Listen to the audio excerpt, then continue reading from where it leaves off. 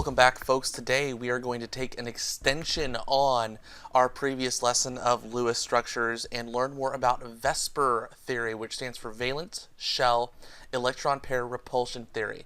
This is the idea that gives us the shapes of the molecules that we are going to be looking at.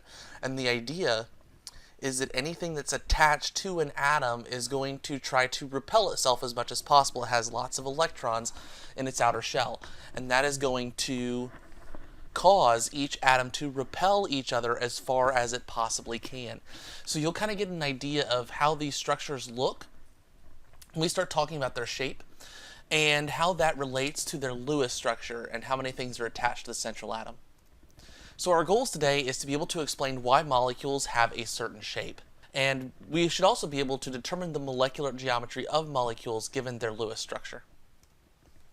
So we've got a few vocabulary terms here. We're going to start with VSEPR theory. We'll talk a little bit about hybridization and hybrid orbitals and how that works. So the idea of molecular geometry is that atoms take certain shapes based on the idea that valence electrons around the atoms in a molecule repel each other as much as possible. That's known as VSEPR theory, or again, valence shell electron pair repulsion theory. So I take a look at the one at the top. You have a central atom that is carbon, and those two oxygens are as far apart as they possibly can.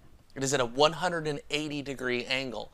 If those molecules are in any other position, they're not as far away as they could possibly be. They don't form a 120-degree angle or a 90-degree angle where it's a right angle. They form 180 degrees because those regions on the outside are very dense in electrons. We know that electrons have a negative charge and therefore are going to want to repel themselves as much as possible. This makes it electronically stable. We take a look at the one below that. Notice that it kind of forms a triangle type shape. Well, each of those angles that exist are 120 degrees. They're as far away from each other as possible. If this were a T shape, for example, where you'd have one angle of 90, one of 90, and one of 180, the atoms wouldn't repel each other as much as possible. So in this particular shape, in this particular configuration, they're repelled as much as they possibly can. That's the concept of VSEPR theory, is that things that are attached to the central atom are going to want to repel each other as much as possible because they have large regions of electron density. Now keep in mind that lone pairs also play a huge role in this as well. So when we figure out the molecular geometry, we need to follow a couple steps. So step one is, based on the Lewis structure, count out the number of regions of electron density. What that means is that on the central atom, count up how many atoms are attached, as well as how many lone pairs are attached. Each one of those counts as a region of electron density. Based on this information, we use the chart here to determine the molecular geometry. So you see here, if I have two regions of electron density and no lone pairs, it is a linear shape. By the way, that is the word of the video, linear. Make sure you write that down in your video notes. If we have three regions of electron density and no lone pairs, it's known as trigonal planar, which means that the shape is kind of like a triangle. If it has one lone pair, it is bent shaped, and so on. You go on down the line, you can see all the different geometries that are possible. The repulsion of valence electrons results in different shapes, as we've talked about: linear and trigonal planar, tetrahedral, etc. Lone pairs of electrons alter the angle slightly due to a higher amount of repulsion than electrons found on an atom. So the regions of electron density in lone pairs of atoms attached to the central atom are greater than that of the atoms attached to the central atom. The reason for that being is that they have a higher amount of repulsion because they have a higher density of a negative charge. So if we take a look here, on the far left-hand side picture we have CH4. And that has a central atom of carbon and 4 regions of electron density with no lone pairs. It forms a tetrahedral, three-dimensional shape, which results in a 109.5 degree bond angle. If you look at the middle one, it has a lone pair of electrons at the top. It's NH3. It has a lone pair that's attached to that top. Because of that, those hydrogen atoms are going to actually repel more. So they're going to actually bend in a little bit. So you can see that the angle is actually smaller. It's 107.3 degrees because they are going to be pushed further away from the lone pair of electrons at the top. Also notice that when you have something like H2O, which again has 4 regions of electron density, but 2 lone pairs attached to the central atom, that the repulsion occurs even more, which results in a 104.5 degree bond angle. So you can see here that those lone pairs provide more of a repulsion than the atoms, and thus push the atoms closer together, resulting in a smaller bond angle than if there were no lone pairs. The one on the far left is tetrahedral shaped. The one in the middle is trigonal pyramidal shaped. And the one on the far right hand side would be known as bent shaped, which is why water molecules don't look linear. So we've already talked previously about atomic orbitals, and geometry is explained by the hybridization of those orbitals, where multiple orbitals of similar energies produce new atomic orbitals, which is what you're seeing on the right hand side of the screen. Now these orbitals are of equal energy. We won't go into too much detail about them, but that's the reason why we have the geometry, why we have the high regions of electron density, and that explains the geometry of the molecules that we're looking at.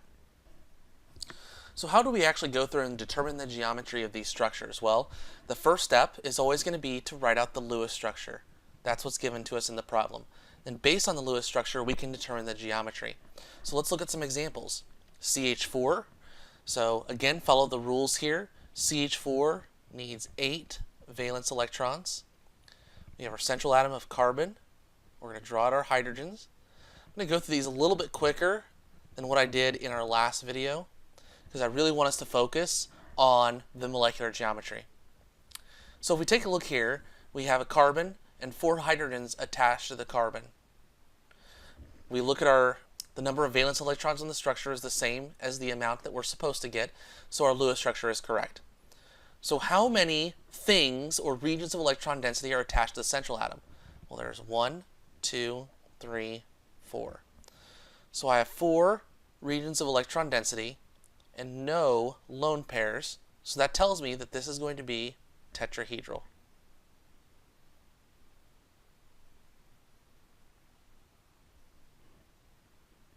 So that's the first one. Let's take a look at NH3. NH3 should have a total of 8 valence electrons again.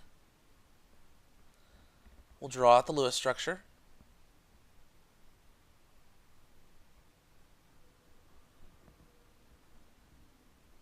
Okay. And again, our number of valence electrons in our structure matches the total number we should get. So if we take a look here, how many regions of electron density are there? There's 1, 2, 3, 4. Remember, lone pairs count as a region of electron density. So I have a total of 4 regions of electron density and 1 lone pair. So if I look at my chart, that's going to tell me that this is trigonal pyramidal.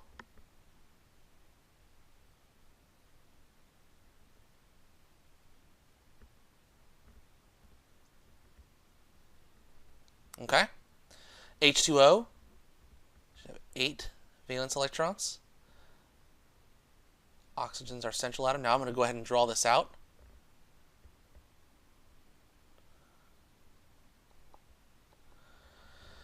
So again, how many regions of electron density are there? Well, there's 1, 2, and then 2 lone pairs. So that's a total of 4. There are 2 lone pairs that are attached to it. So if I look at my chart, that structure is going to be bent. Okay.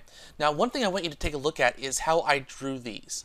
So a lot of people would think like H2O, for example, would look like that. Okay. But remember, it is a bent structure. That's the reason I'm drawing these in this particular manner. So as you start to understand the geometry a little bit better, I'm going to want to start you to actually draw them as they would look in a 3-dimensional shape. So I realize that it doesn't look like, for example, this one doesn't really look much like a pyramid. You kind of have to imagine that this hydrogen is kind of coming out at you, and then these 2 hydrogens are kind of behind it. But you get the idea here. And remember, this comes from the fact that those lone pairs of electrons repel the other atoms more than atoms would themselves, which results in the bond angle being smaller. I made some extra room here for this last one, so let's go ahead and draw this out. Again, this should have, if you do the math here, should have 48 electrons. So I'm going to draw this out nice and neat.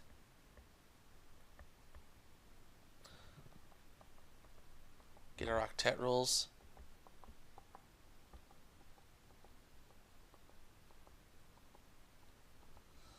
Okay, and you count them up, you'll get a total of 48.